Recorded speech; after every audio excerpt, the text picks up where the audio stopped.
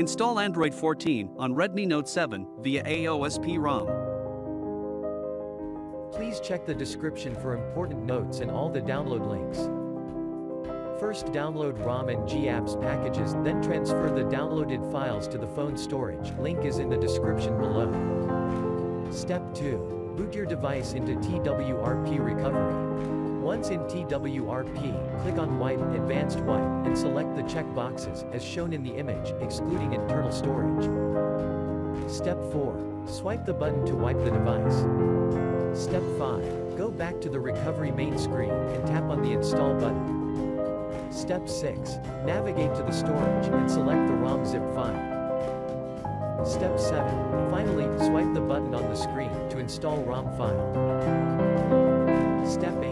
Flash the GApps zip package in the same manner. Step 9. After GApps flashing completes, select Wipe Cache and Dalvik from bottom left side of screen, and swipe to wipe. Step 10.